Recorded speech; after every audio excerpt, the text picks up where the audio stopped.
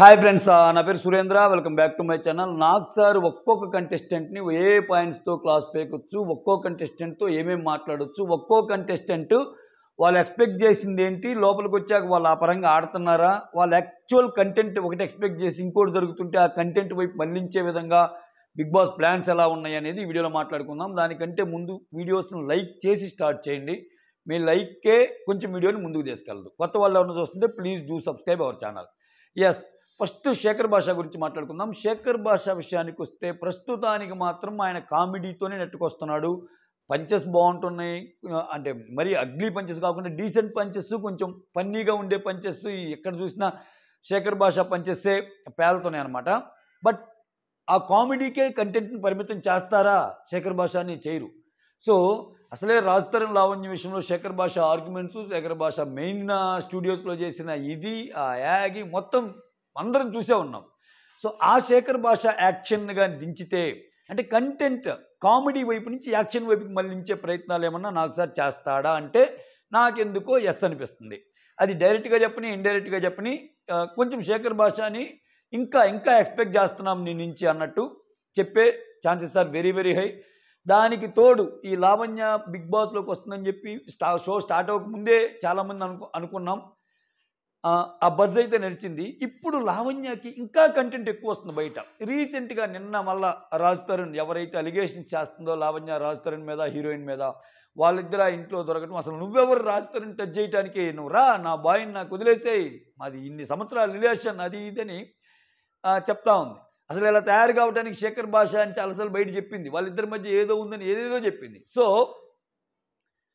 ఇట్లా చాలా ఎలిగేషన్ చేసిన లావణ్య వైల్డ్ కార్డ్ ఎంట్రీగా వస్తే అది ఈ వీకో నెక్స్ట్ వీకో అది ఇంకా చెప్పలేము. అంటే ఇంకా బిగ్ బాస్ కూడా చూసి చూసి శేఖర్ భాష మారకపోతే సేమ్ ఈ పంచెస్తోనే ముందుకెళ్తుంటే ఇంకా కంటెంట్ ఒక్కోసారి ఇవ్వనప్పుడు బలవంతంగా కంటెంట్ వచ్చే ప్రయత్నాలు కూడా వాళ్ళకి తెలుసు. సో అంటే వాళ్ళకి ఏంది, ఒక కంటెంట్ జనాల్లోకి వెళ్ళిపోవాలి, గొడవ జరగాలనుకున్నప్పుడు లావణ్య కూడా ఆప్షన్గా చూజ్ చేసుకునే విషయాన్ని మనం కొట్టిపారేయలేం. సో అదే జరిగితే శేఖర్ భాష కంటెంట్ కామెడీ నుంచి యాక్షన్ వైపుకి వెళ్ళటం కష్టం. శేఖర్ భాషలో యాక్షన్ తాలూకా ప్రాస కొటేషన్ కూడా మనం చూడబోతున్నాం, మనం విట్నెస్ చేయబోతున్నాం. అది ఒకటి చెప్పాలనుకున్నా.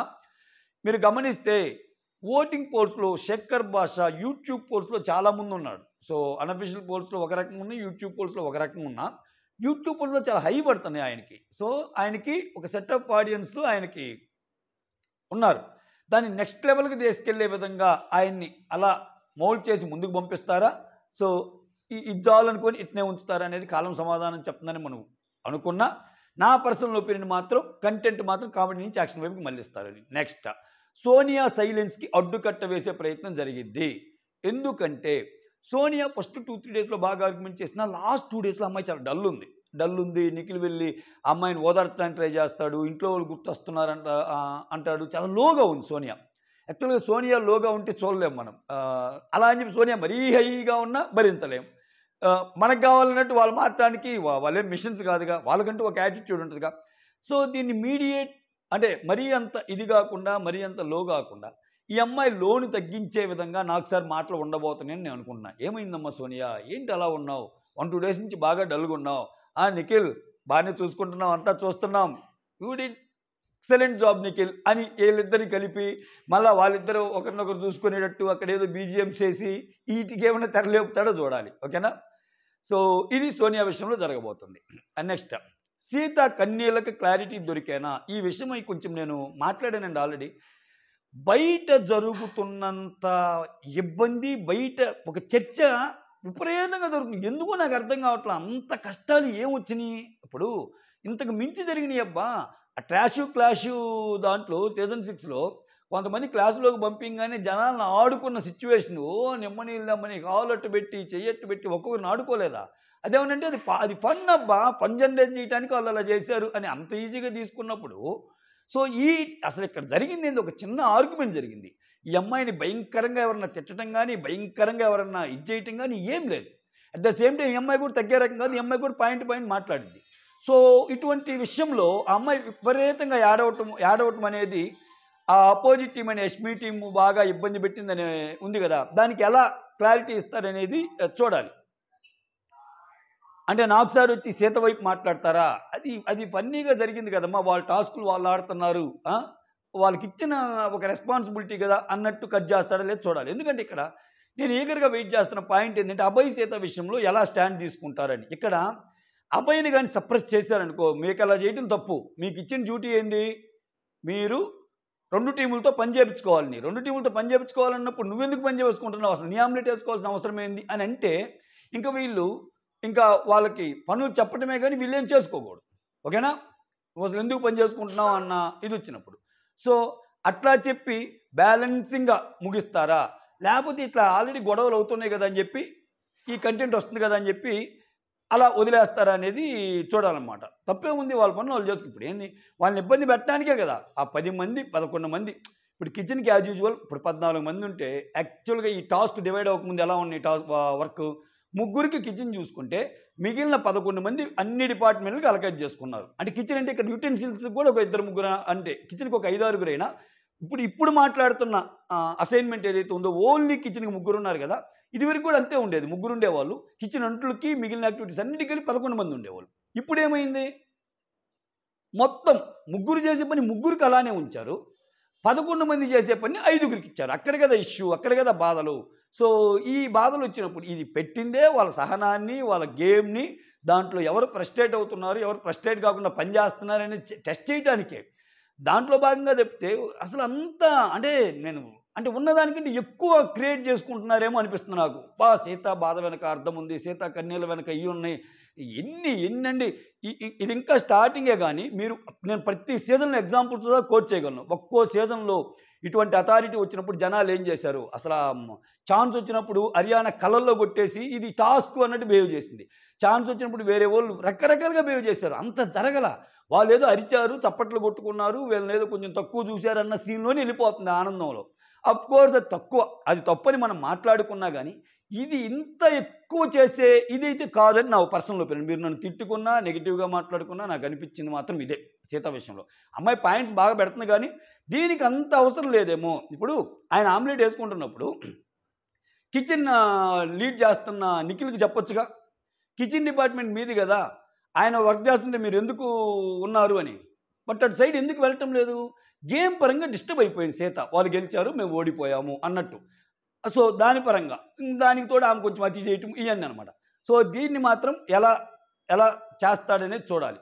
ఒకవేళ సీత వైపు సపోర్ట్ తీసుకుంటే ఓకేనా? సీత వైపు సపోర్ట్ తీసుకుంటే సీత వైపుగా నాకు సార్ మాట్లాడితే ఏం జరిగిద్ది? ఇంకా వీళ్ళ కాన్ఫిడెన్స్ పెరిగి నేను చేయను ఏం చేసుకుంటావు పో. నేను చెప్పేది ఇది అన్నట్టుంటారు. బట్ బిగ్ బాస్ అటువంటి కంటెంట్ కోరుకోడు. ఇప్పుడేంది వీళ్ళకి ఇచ్చిన టాస్క్ వీళ్ళతోనే చేపిచ్చే విధంగా ఇంకొంచెం గొడవలొచ్చే విధంగా చూస్తాడు కాబట్టి సీత విషయంలో వన్ సైడ్ స్టాండ్ తీసుకొని నువ్వు ఎక్సలెంట్‌గా చేశావు. ఆయన ఆర్గ్యుమెంట్స్‌ని ఏమైనా మెచ్చుకుంటాడేమో గానీ, ఈ పర్టిక్యులర్ విషయంలో అభయ్‌ని కంప్లీట్ దోషిగా చేసి సీతని నిర్దోషిగా చేస్తాడని నేను అనుకోవటంలా. ఏదన్నా బ్యాలెన్సింగ్ యాక్టే ఫాలో అవుతాడు నాకు సార్ అనేది నేను అనుకుంటున్నా. వీళ్ళిద్దరి గురించి ఇది. తర్వాత విష్ణుప్రియ.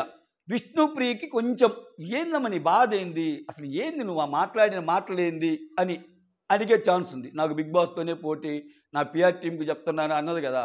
సో, దానికి తోడు ఈ విష్ణుకి, పృథ్వీకి ఈ కామెడీ బిట్స్ కొన్ని ఏసే ప్రయత్నం జరిగిద్దేమో అనుకుంటున్నా. జనరల్‌గా ఏందంటే ఒక వీక్‌లో ఫన్నీగా అనిపించిన బిట్స్ మొత్తాన్ని ప్లే చేస్తారు వీకెండ్స్‌లో. ఇప్పుడు మణికంఠ నిద్ర లేవటము, విష్ణుప్రియ వచ్చి "నువ్వు నన్ను లవ్ చేయొచ్చు కదా! నేను నీకు అన్నీ చేసి పెడుతున్నా కదా!" అని పృథ్వీనంటే "ఏది ఒక కాఫీ ఇచ్చినందుకు నేను నిన్ను లవ్ చేయాలా?" అంటాడు కదా! ఇటువంటియన్నీ. వీళ్ళిద్దరి మధ్య ఏదైనా నడిపినా నడపొచ్చు. సో, విష్ణుప్రియ ఏ స్ట్రాటజీతో ఉందో ఏమో గానీ నేనెళ్తానని విష్ణుప్రియ అంత ఈజీగా పంపించే ఇదైతే ఉండరు వాళ్ళు. ఎందుకంటే ఉన్నవాళ్ళలోనే ఆ అమ్మాయి ఇప్పుడు బిగ్గెస్ట్ సెలబ్రిటీ ఉన్నవాళ్ళలో. సో, అమ్మాయికి ఓటింగ్ కూడా బజ్ బాగా నడుస్తుంది. సో, విష్ణుప్రియ, పృథ్వీ గురించి అది. ఆ తర్వాత ఆదిత్య ఓంకొస్తే నువ్వసలు కనపడుతున్నావా అని అడిగే ఛాన్స్ ఉంది. ఆ కనపడుతున్నావా అడిగే ఛాన్స్‌లో ఆదిత్య ఓము, నబీలు వీళ్ళిద్దరి గురించి అడిగే ఛాన్స్ ఉంది.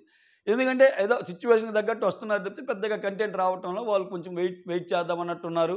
ఆదిత్య ఓమన్నా అప్పుడప్పుడు ఓకే గానీ నబీల్ అయితే పాపం ఏదో 1, 2 సందర్భాల్లో కనపడిన 2, 3 సందర్భాల్లో మంచి జోక్స్ చేసినా ఆడేంటన్నా ఆదిత్య ఓంతో నబీల్ మణికంఠ గురించి ఆడేంటన్నా ఐ నో బ్రదర్ అంటాడు. ఒక్కోసారేమో అదిరా ఇదిరా అని మాట్లాడుతుంటే ఒక్కోసారి ఐ నో దట్ అంటాడు. ఇటువంటి ఏసాడు కదా కొన్ని. సో, అవి తప్పితే పెద్దగా ఇంకా వీళ్ళిద్దరిని కొంచెం ఇంకా గేమ్ చూసుకోండి అనే ఛాన్సెస్ ఉంటాయి. నెక్స్ట్ పృథ్వీ అండ్ ఆదిత్య ఓం వీళ్ళిద్దరి కన్వర్జేషన్ కూడా అడిగే ఛాన్స్ ఉంది. అసలు ఏం జరిగింది? ఏం జరిగింది ఆదిత్య? ఏదో పృథ్వీ అన్నాడు, నువ్వేమో లేచి వెళ్ళిపోయావు. తర్వాత పృథ్వీ ఏమో ఇది అన్నాడు. మళ్ళీ మీ ఇద్దరు చేసిన యాక్ట్ గురించి వాళ్ళు ఫన్నీగా యాక్ట్ చేశారు. ఇవన్నీ ఏందని అడిగే ఛాన్స్ కూడా ఉందన్నమాట. ఆ తర్వాత ఇంకా నైనిక గురించి, నైనిక నువ్వు సూపర్గా ఆడుతున్నావని ఖచ్చితంగా ఏమో నెగిటివ్ చెప్పడానికి ఏం లేవు. ఆటపరంగా ఆడింది అంతే. స్ట్రాటజీస్ ఫాలో అయింది, ఆడింది, చీప్ అయింది. సో చీప్ అయినందుకు ప్రశంసలు తీసుకుంటుంది ఇట్లా. నిఖిల్ సంచాలక్గా ఏమైనా తప్పులు చేశాడా అని అడిగే క్వశ్చన్ ఛాన్స్ ఉంది. ఎందుకంటే నిఖిల్ సంచాలక్గా చేసింది కరెక్టా తప్పా అంటే కొంతమంది చెయ్యొత్తారు, కొంతమంది చెయ్యెత్తరు. ఎవరి సైడ్ ఎవరున్నారు, ఎవరి ఆలోచనలు ఎలా ఉన్నాయి అని చెప్పే ప్రయత్నం చేసి దాని ద్వారా నిఖిల్కి అగెనిస్ట్గా కొంతమందిని, నిఖిల్కి ఫేవర్గా కొంతమందిని, సో ఇలా చేసే ప్రయత్నం కూడా ఒకటి జరిగిద్ది ఈ వీక్ నిఖిల్ విషయంలో. తద్వారా నిఖిల్ని కూడా నామినేషన్లోకి తెచ్చే ప్రయత్నం జరిగింది. ఎందుకంటే ఫస్ట్ వీక్ ఎవరైతే లేరో సెకండ్ వీక్ కొత్త మొహాలను పరిచయం చేస్తాడు నామినేషన్లోకి. అప్పుడు ఏమైందంటే ఒక 3-4 వారాల్లో సో ఒక్కొక్కరు ఓట్ బ్యాంక్ ఎంత, ఒక్కొక్కరు అసలు జనాల దృష్టిలో వీళ్ళంటే ఏంటి బిగ్ బాస్ కూడా తెలుసుకోవాలి కదా.